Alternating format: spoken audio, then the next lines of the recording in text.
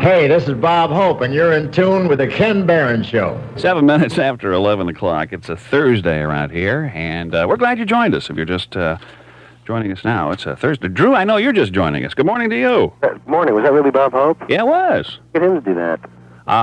He was nice enough to do that. I've had a chance to talk to a lot of comedians. I'm fascinated by comedy, so I've got him doing that, and George Burns doing that. And That's crazy, huh? Pete Barbuti. I have to tell you who this is. I did some MC work over at the Madison Avenue Bar and Grill. Gee, that's been a couple of years ago. It's still open? No. As a matter of fact, it's not, unfortunately. Played Peoria. In Peoria. You played Peoria, and you did well. You did well. And I'll tell you, I did this for about a year, I think. I saw comedians come and go. And I probably had like a handful of them that I thought, or maybe even like 3 that I thought were really extraordinarily funny. And I think I put you at the top of the list. I just thought you were hilarious at the time. I knew you were going to do something great. And you are riding on a cloud these days, aren't you? Oh, man. My feet barely touching the ground. I'm really happy.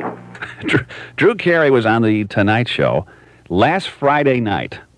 And you had 6 minutes of the strongest stuff I think I've ever seen on that show. I was on the floor. I mean, and other people have told you this too, right? It was an unbelievable set. I really couldn't believe it would go so well. It was like 12 applause breaks. I think the whole thing was like on a roll. Unheard of, man. I couldn't believe it was happening. I saw it for the first time. I couldn't believe it was me. Really? Yeah. You blew them out of the tubs, as it were. Thanks, man. Yeah. A lot of fun. Were you nervous about doing that? Well, this is like, the Tonight Show is the thing, isn't it? I mean, that's the epitome of getting on television. Yeah, I was approaching it like it was going to be my last show. Because, sometimes, especially like this late in the game for him, he's gone in May. And I thought maybe this could probably be my last shot, so I better make it a good one. And I went over the set over and over in my head. Even like the night before, I couldn't sleep. So I kept going it over in my head, and I kept on. I did it in the plane.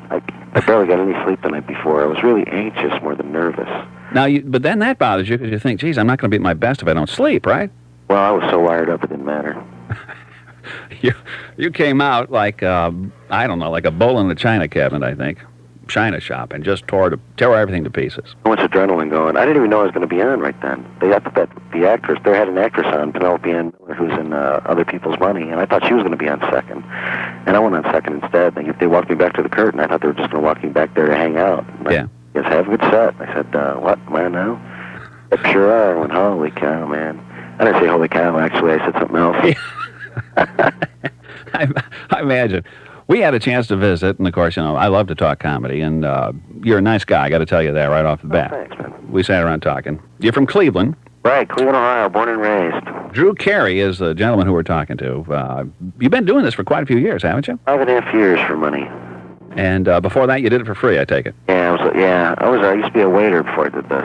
I thought you were either a waiter or a busboy or something at one time. Yeah, I was a waiter at a restaurant in Cleveland, a gourmet restaurant. Me and the owner got in a fight. I was worried about getting money, and I had a friend of mine who was a disc jockey, and he offered to pay me if I wrote jokes for a show because he thought I was funny. I went to the library, and I got a book on how to write jokes. Did you have an inkling that you wanted to do it at that time, or was it just... I tried doing it like once before for a few months when I was in college, and like on amateur nights and stuff. You remember me from that, and I got it all out of my system back then because I was so bad, it was unbelievable. You just said, I'm never going to do this again. Yeah, a couple times they let me MC at the Cleveland Comedy Club, like when they first opened back in '80. I was just a college kid, and I would do like 10 minutes on Wednesday, and then they cut me down to 5 minutes on Thursday. Friday, they wouldn't even let me do any time at all. and that, well, you have to learn. They used to say there was no place to be bad. And now there's all kinds of clubs around, aren't there? All kinds of bad comedy. You can be... Yes, it's true. It's true. I've often wondered, is it more pressuresome when you're really a big name? I know there are some big names, and some of them are coming to our area, and I know they're going to do the same show they've been doing for years. I'm not a big name yet, but I'll tell you, man, over the weekend, people have come to see me just because they saw me on The Tonight Show. I'm working in Naperville, Illinois right now. At the Funny Bone. Funny Bone, yeah. And people have come to see me. The phone's been ringing off the hook there. Right after the show, right after they went to commercial on The Tonight Show, people started making reservations. And it's so weird having people just come to see you. Yeah, that's a different thing, isn't it? Never happened to me before. I mean, I don't know what these people go through, and they know all the jokes that I did on The Tonight Show. But they are so good, I wouldn't care if I saw them a million times. Oh, thanks. It's fun to watch you work. I had friends that were at the show that even after the show watched the tape. Like I talked to this one woman last night. She said she already watched the tape like about 8 times. She taped it. They're all going to be doing your routine. She was there. She was there at the show? At the show, yeah. When you hear at the beginning of the show, or Johnny said, our next comic's from Cleveland. Woo! He said, there was my friends. They started yelling, woo, because they're all from Cleveland, too. Yeah. Well, you made a reference to somebody by the name of Jim, I think, at the end. Johnny Hinton. That's his name. Yeah, was he in the audience, too? No, he's a comic. He's on the road. He's from Cleveland. And I always wanted to be like the first guy. I was the first guy from Cleveland to get the Tonight Show, like 3 years ago. Yeah. And through a series of follow-ups I don't have time to go into, I never ever got on. I didn't live in town at the time and all kinds of stuff like that. So I was out of my car for a while, too, before I moved to L.A. I moved to L.A. in January. Uh-huh. And broke up with the girlfriend, lived out of my car. All this stuff got in my way. And we don't really think about that, but when you live out of the car, boy, that's a different kind of life, isn't it? yeah, I didn't sleep in the car or anything, but I mean, I traveled like club to club and stayed in hotels the whole time. Didn't have a house or any furniture or anything. Everything I owned literally was in my car. I had a station wagon, except for I had some boxes of books that I had stored in Cleveland. Yeah. This guy, he was the first guy from Cleveland to get on the Tonight Show, and he got called over his first show. This was back in June or May or something like that. And I thought, back in May. And I thought, man, I'm done. I'll never be able to do that now. Because I thought, I was kind of disappointed that it wasn't me. Yeah. You know, and I felt good for him and everything. So then when I got called over, I thought, great. Yes, it was. You kind of looked over, you didn't know if you were going to get the call or not, and that's the mark, isn't it? You want to get called over to the couch. Yeah, that's a big thing. Stephen Wright got called over to the couches for a show. I mean, people who have done a great first show are like Louis Anderson, Roseanne Barr, Stephen Wright, those kind of people. Kevin Meaney got called over his first show, had a series the next year. Yeah. Did you get a chance to talk to Johnny before you came out or not? No, you know what happens? I'll give you a little, for your listeners and stuff, I've been backstage before a couple times, and after I got the show, you know, I knew the producer, so I got to go backstage and watch, and Johnny doesn't come on until right before the show starts. He and Endo come out, and he comes through, they rope off, they use like a bank rope, like a velvet bank rope, a red rope. Mm-hmm. They rope off this area for him to walk through so people don't rush up to him or anything that are backstage. He walks right through the rope, and goes right on the camera, and they introduce him, and then after the show, they go back the same way through the rope, and usually the guests all meet him back by, like the comic that was on, when they go backstage. I saw a comic, Larry Miller was on, and he just waited back by the rope, and Johnny went back and shook his hand, said, great stuff, loved you in the show, blah, blah, blah, and walked away, and that's all there was to it. Yeah. So you didn't really visit with him after the show then, huh? No, they just take off, but I got his autograph. Yeah. They have a card in your dressing room door, has your name on it. It says Tonight Show and your name. And I took the card out and I put it in my pocket while I was doing my set. And 'cause I knew I was going to meet him I thought I was going to meet him at the rope. Yeah. Backstage. And after the show, when I whipped it out and I had him sign it, and he signed it right on the desk. Ah, terrific. I had Ed and Doc sign it too. I had everybody was on the show. Ed, Doc, Johnny. That meant a lot to me too. All the major players, all the regular cast was there. Yeah. I was really happy for you. I thought that was terrific. Thanks, man. And it's so neat to see somebody. You know, it seems to me that there's enough mediocre stuff out there. Sometimes people are really good, and you see them banging their heads against the door, trying to get recognized, and no recognition ever comes. So it just. You know, I never knew I could do a set like that on the Tonight Show. You know what I mean? I always thought that, well, you like to think you're good at what you do, but how do you know until somebody like gives you some kind of validation, you know, or says, yeah, you're good, and here's why. Yeah. Well, you go over well in the clubs. Yeah, I know, but so do a lot of other guys. I mean, I just never, I don't know. I never can hear my own laughs, you know what I mean? I never see myself, or, you know, I'm so used to getting certain kind of laughs. Sometimes I think I do really terrible shows, and people are coming up to me, shaking my hand, saying I was the funniest guy and stuff. Yeah.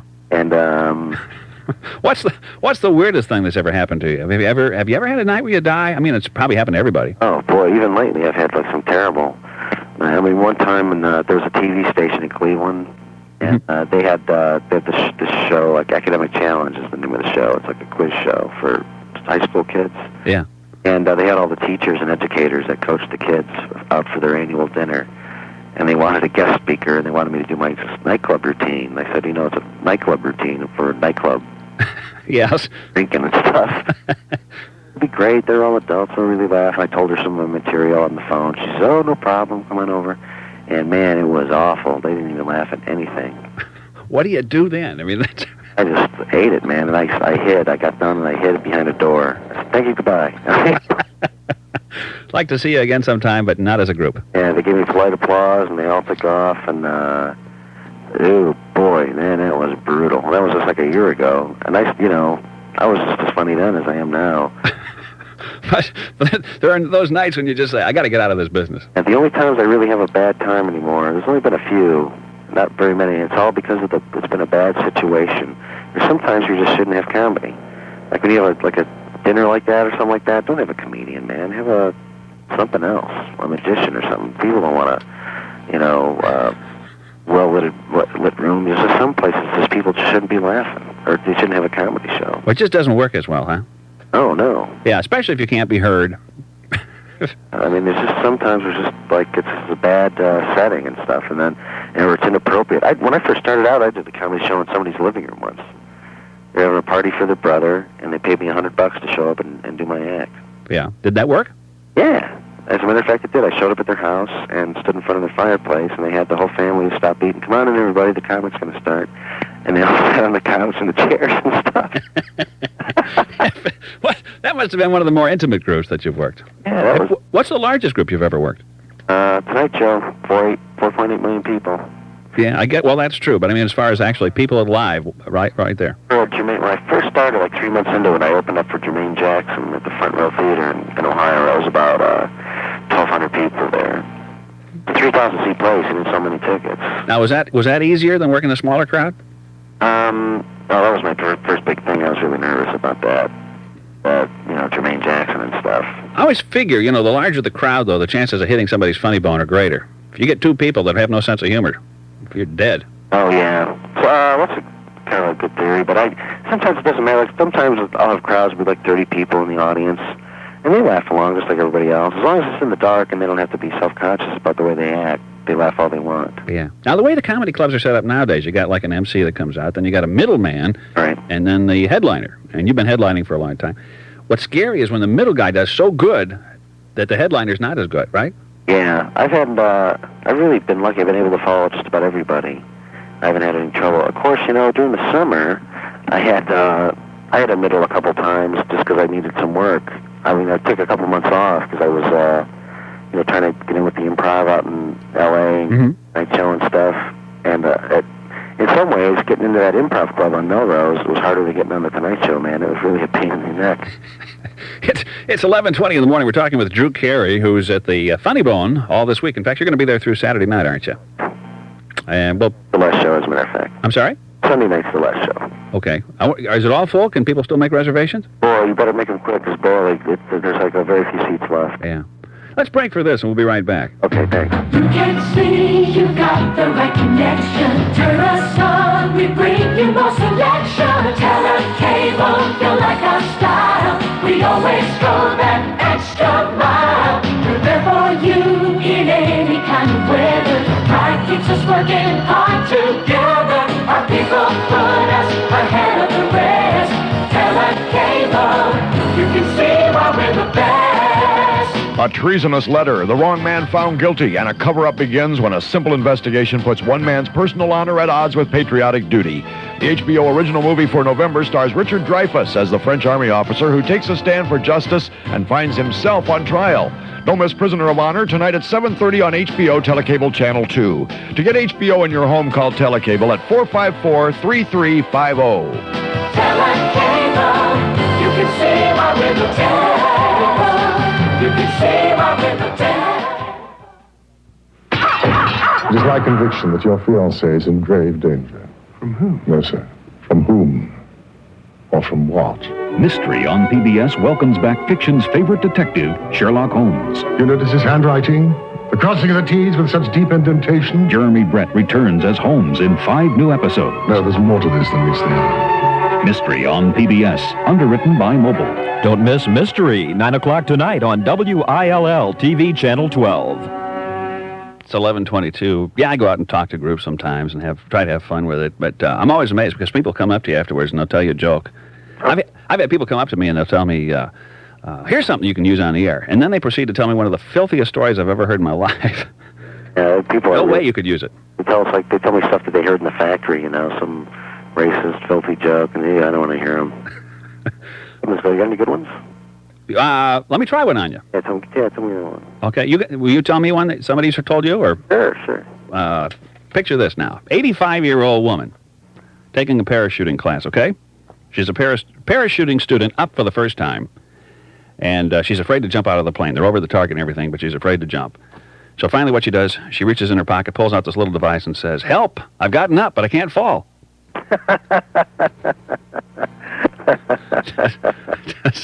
Does that make any sense? It makes sense to me. Makes sense from a comic point of view. Well, this one, I bought the new Chicago edition of the game Clue. Did you know they had just a Chicago edition of the game Clue? No, I know the game, but I don't know about that, no. Yeah, one. I had Gacy in the backyard with a shovel. Thank you very much. Jeez. You gotta go back and think about those. They always had the pipe or the wrench, right? Yeah. Here's one. Let me see. Now remember, we're on the air. I know. Leonard Bernstein died. Yeah. So, he was on his way to heaven. He's walking through the gates, and St. Peter stopped, and he said, "Lenny, glad to see you. Glad you're here." He goes, "Oh, nice to be here." He's got some great news for you. So what's that? And he goes, "Well, all the greatest composers that ever lived are up here. Mozart, Brahms, Handel, and they all been writing symphonies just for you. And they're waiting for you to get up here so you can conduct them." He goes, "Great." He starts to walk in, and St. Peter stops him again. He goes, "Wait, I got better news, Lenny. I got better news." He goes, "What's that?" He says, "All the greatest musicians in the world are up here. They've been practicing their heads off, and they can't wait to have you conduct them in all these great symphonies." He goes, "Great, I can't wait to do it." He goes, "Well, there's just one problem." And Leonard Bernstein says, "What's that?" And St. Peter says, "Well, see, Jesus has this chick that sings." That's a musician joke, right? But it's true, though. It's true. They got a great band and then some singer who's really not all that good, but she's really got it in with somebody. Linda, that tape, there's like a bootleg tape going around of Linda McCartney singing. Oh, yeah? Yeah, during one of the concerts, I guess the technician guys, they recorded just her mic off of just her microphone. Uh-huh. And made a tape of it. Boy, oh boy, man, can't sing a note. I went through the Nashville studios, and I won't tell you the name of the artist, but he's well-known country singer, and they have all these different tracks, so they can eliminate, all the other instruments and everything. Sounded really good when they were all together. When they got everything off, man, this guy's just about as nasal and bad a singer as you can imagine. Big hit. Big hit.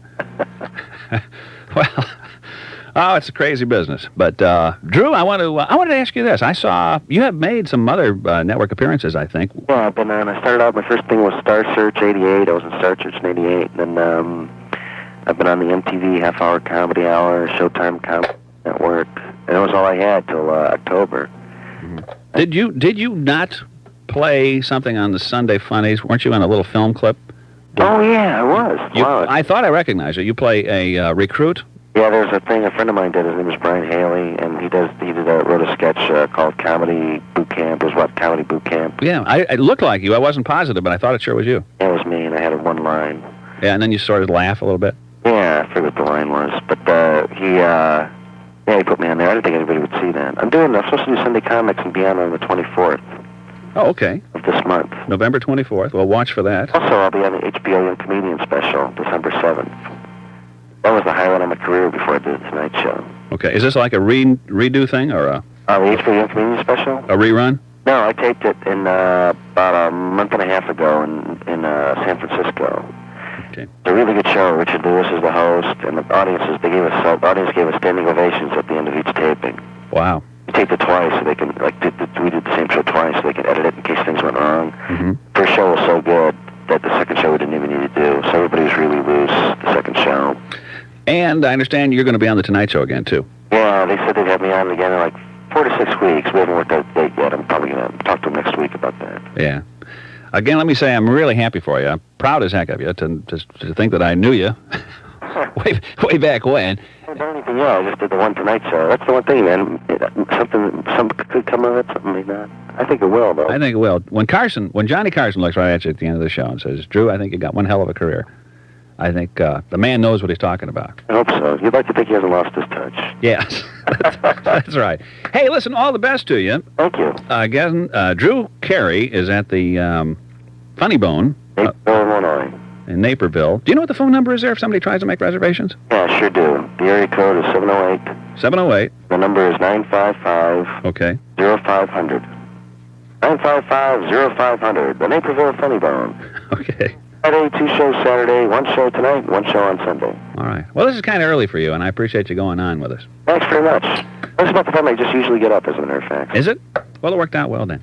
Thanks, Drew. Thanks, man.